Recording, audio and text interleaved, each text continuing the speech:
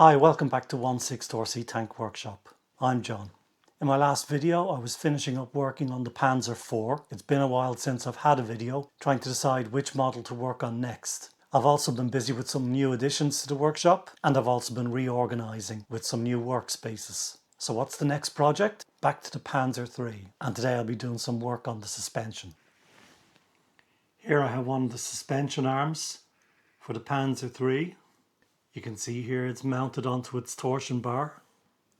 This will fit through the hole. It's retained on this side. I'll show you how to fit the torsion bar suspension later. But first, looking at the swing arms themselves, they're fairly basic. They're not the correct profile for a Panzer III. The Panzer III was rounded bars. I believe the later kits came with a rounded bar suspension, but I want to see if I can improve this. As far as improvement, I'm just going to work on the front face. I'll round off this section, but the front face I want to be more completely round. And to do that, I have a piece of 16mm aluminium bar. I'm going to cut a section that will fit over the face and then round off the whole thing. So let's see if we can do that. I've got the piece of aluminium bar set up in the vise. I'm using a 10mm cutter. So I'll take 10mm out of the center, and that'll give me a couple of these pieces that I need for the outside profile.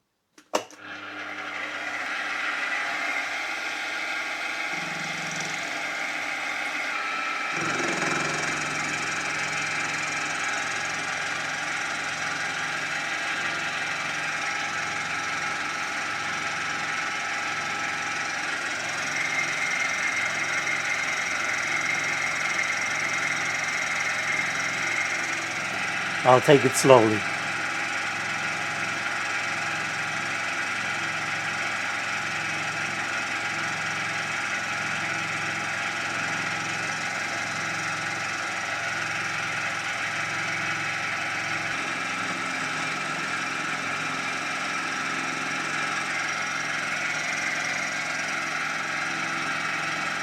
And if this works out well, I'll continue the process for the other 11 swing arms. So this is just a test to see what can be done.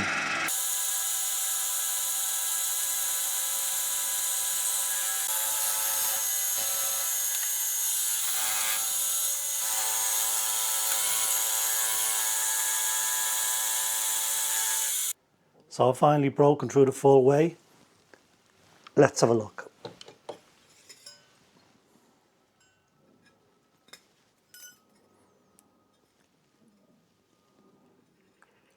So these will be my profiles to add on. So back to the swing arm. Here's the piece I've cut on the milling machine. And this will give me my rounded profile. But I'll have to file away a section either side to make the rectangular bar rounded. Also, I need to cut out here so that this can move right up against this rounded section.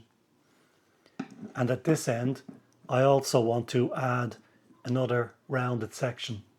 So next I'll put these rounded profiles on the ends. So here's the rounded profile. It has the ends rounded to fit in with this round section, and also at the other end. I could simply glue this in place, it might hold, I don't know, but I'm going to use a couple of hidden countersunk screws to hold it.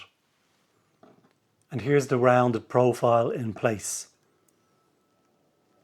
I've got a couple of countersunk screws. These are M2 countersunk screws. They'll be secured at the back with 2mm nuts that are sunk into the back. Fitting those profiles, I'm going to round off the edges with a power file. So this is the tool I'll be using to round off the edges. With the steel components fitted in place to the swing arms, it's very hard to remove them. They've been glued and pinned in place. So the easiest way to do it, rather than trying to use machines is to use this power file. It's quite noisy, so I'll do it off camera. So here you can see I've added this round profile. It's screwed in place. I've used the power file on the rest of the bar to finish off the rounded appearance. And I think it looks a lot better. I'm not worried about the joins. I'll go over it with some milliput in the end and make sure everything's nice and smooth. For the next stage, it's over to the lathe.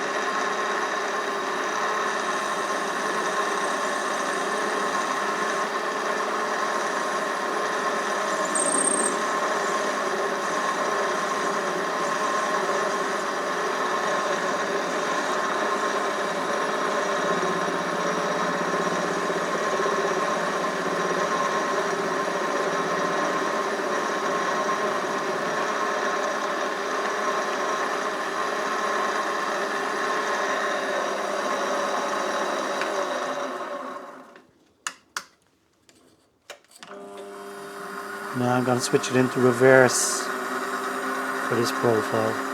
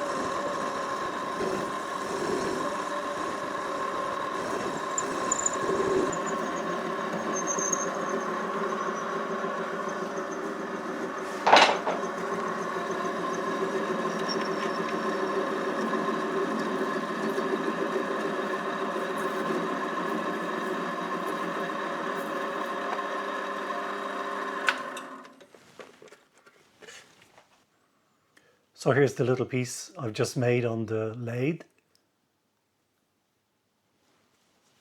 When we go back to our swing arm, you can see there's a drop down to the screw here. So I've left a little nub here so that it can be located. And this piece will fit here like this. I'll glue that in place with some very strong metal adhesive. I've applied some adhesive to both sections. I'll just pop that in place and I'll leave that for a few hours to cure. And once that's done, I'll go over all the gaps and joints with some milliput. Here in Hilary Doyle's Panzer tracts, there is actually a type of guide disc fitted to the swing arm and guide blades. I don't know if I'll make these. They form part of the bump stops, but we maybe look at them at a later stage. I want to make these discs at this stage, so let's get working on those. The drawings here are in 1/10 scale. I'll blow up the drawings. To blow up the drawings, I'll simply put them on the copier and multiply at 1.666, and that'll bring me from 10th scale to 6th scale. So here are some of the parts now blown up into 1/6 scale. So it's these discs I want to recreate and fit down to the swing arms. And then some other parts maybe to look at a later stage. There'll be quite a bit of work to do on these suspension dampers. So I've got a piece of bar here. This is 40mm bar. So it's too big for what I want. So I'm going to turn it down to the right outside diameter. And the right outside diameter is about 33mm. So I'll start turning it down now.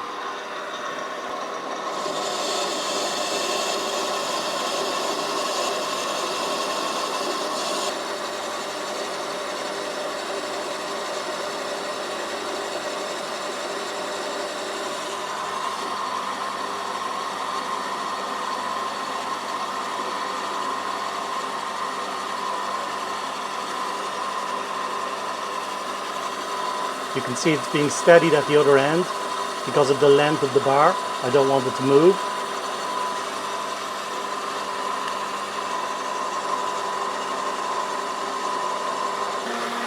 Here we have the cut to the final finished diameter, 34 millimeters. It's cutting really nicely. Everything's really steady. The more rigid everything is on the machine, the better.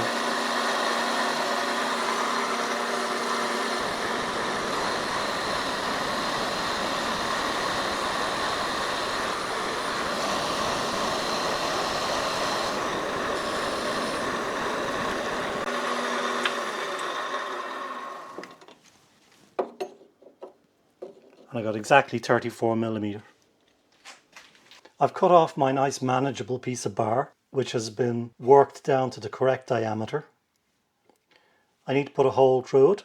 So the first thing I'm going to do, I faced off this face, and now I'm going to go in with a center drill, start my hole through the bar.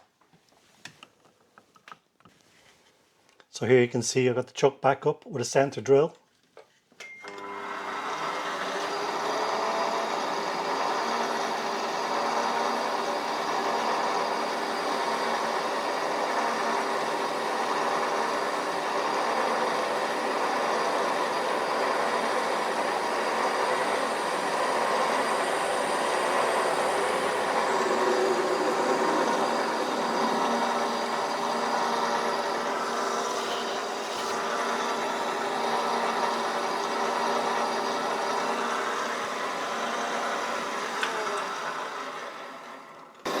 I'm going in initially with a 12 millimeter drill bit, but after this, because of the length of my bed not being very long, I'm going to move over to a boring bar to bring it up to its full 20 millimeter hole. But it's drilling quite nicely.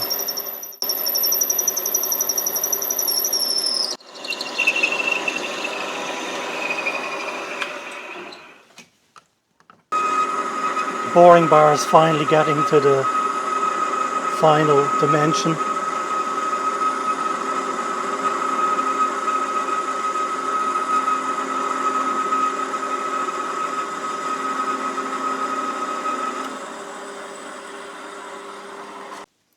I want to cut a 45-degree angle onto this, approximately 2 millimeters deep.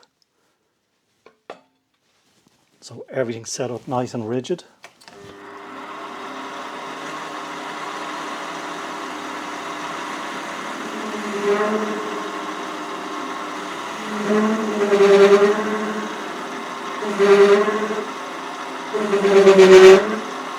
And there we go, that's our 2 millimeters.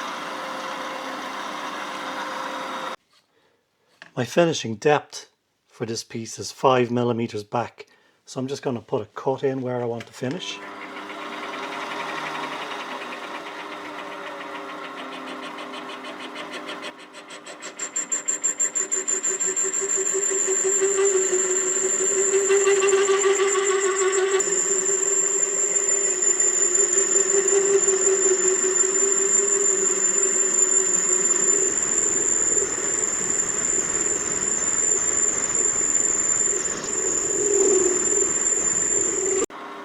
And here, just on the back edge, I want to go in by about 1 millimeter.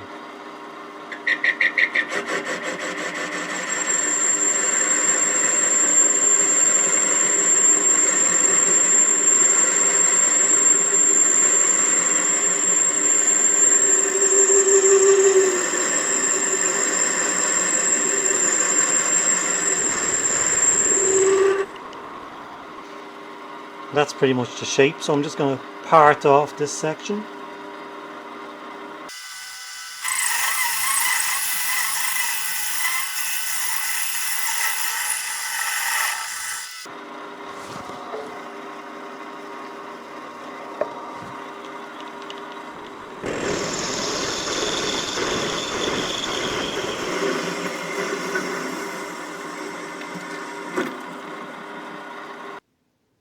And this is the finished piece. So next to see how it'll fit on. So back to the shaft, let's see how it fits. And it's very tight, but I think it'll go on with a few taps with a hammer and it should be a very tight push fit. Probably won't even need adhesive. So here's the piece fitted. I'm very pleased with the fit. Didn't need adhesive. It's really tight. I had to tap it in a few times with a hammer. So now another 11 to make. So thanks everybody for watching. Hope you've enjoyed the video so far. Don't forget to hit the subscribe button and the like button. The channel is in need of some view time. Also, all subscriptions are appreciated, so please hit the subscribe button. The channel is growing very slowly, but at least it is growing. Some new subscriptions would encourage me to continue. Feel free to make comments as to what you'd like to see on the channel. Stay tuned now and we'll have a look at some of the new parts fitted. I'm now looking at the shock absorber unit. I'll show you the kit parts. These are the parts for the kit shock absorber. They're dummy parts. This being a used kit. I don't know how the scarring got on it. It's quite rough. The shock absorbers are only dummies. They don't actually have any real absorption. And this is the top mount. The bottom mount attaches to one of the swing arms. Looking at them size wise, they're a bit short.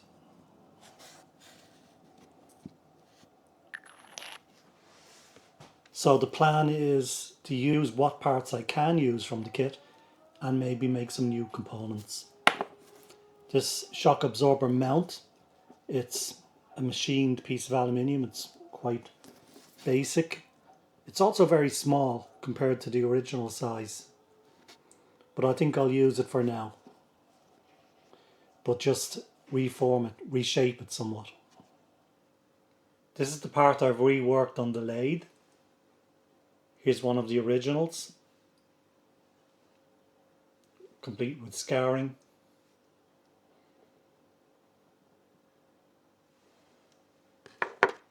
I've reprofiled the base, and there's a ring that fits on here. I'll just glue this ring in place. My kit came with some springs. They're not originally part of the kit. I think it was an attempt to put some damping in. I've reworked the part to take a spring.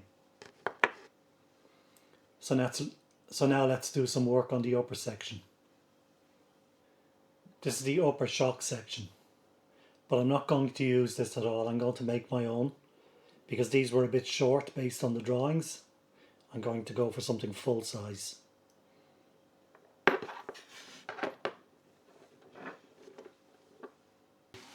Here are the new Panzer III shocks.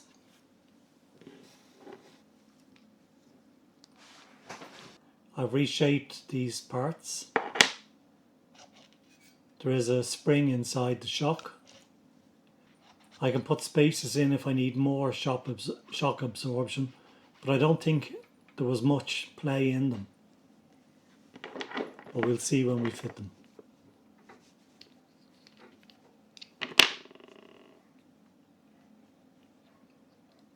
But there's a little bit of springiness, and they run much smoother.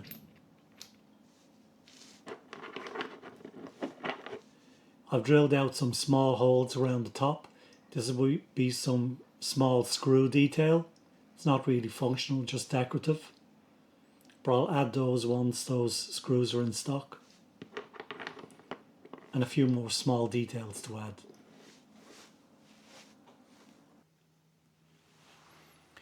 Here you see I've done some more work on the shock absorbers for the Panzer III. So completely new top ends. I've added the small screw details and also this section. I ended up milling some pieces of aluminium to get the shape. So the suspension units work, but I need bigger springs. These springs I have are very heavy springs. I'd like something a bit lighter and a bit wider, maybe a 12mm wide spring. and a bit longer so that I can get more travel. So I have to go searching for springs now to finish. Here's the kit bump stops. These would operate on the swing arms attached to the shock absorbers. But looking at the scale, they seem to be wrong. Researching the scale, this would be more accurate. So these are ones that I've made myself. I've milled them out of a piece of aluminium, added cast numbers. But I need a few more of these.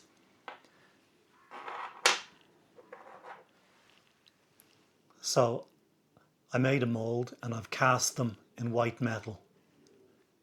I still need to make some sort of rubber stop to fit onto the end. But I think quite an improvement over the kit part. I've made a few extras just in case any workshop customers are interested in some sets. They would work on the Panzer III or the Stug. I don't have any castellated nuts at the moment, so I need to get some castellated nuts to fit them properly. For now I'll fit them with M2.5 screws. I think the kit recommended M3 screws, but I think they're a bit heavy. I'll use M2.5. You can see in the original part I've used some Plastruct lettering for the casting marks. And these have come out nicely in the white metal parts as well. I've also added the cast numbers to the tops of these housings for the shocks. This is roughly how the shocks will look when fitted, but I will order some castellated nuts to fit the parts. I'll also do some work on this retainer on the shock, same on the bottom. The suspension arm seems to be at a very steep angle. I'll check the angle that they're supposed to be at, maybe make some alterations. You can see the part here I made earlier. This is the bump stop in place, but the screw fittings will be in a different place, so I may need to move the bump stops slightly as well. But once the softer springs are in, they should be nicely damped. This is the latest addition to 1/6 Scale Tank Workshop, 3D printers. I have two new 3D printers. These are Bamboo Labs A1 printers. I've been printing quite a bit over the last week or so since getting them, just getting used to them, and I'm finding them very good. This is one of the projects that's caused some delays over the last few weeks, just getting used to these. I haven't worked out exactly how I'm going to use them for tanks yet, but I'm sure I will. I certainly have some ideas for improving the layout of the electronics in the vehicles, speaker boxes, receiver boxes, that type of thing. So I'll get to work soon. Here you can see a couple of the projects I've been working on the printer. Some Warhound Titans, Chaos and Imperial.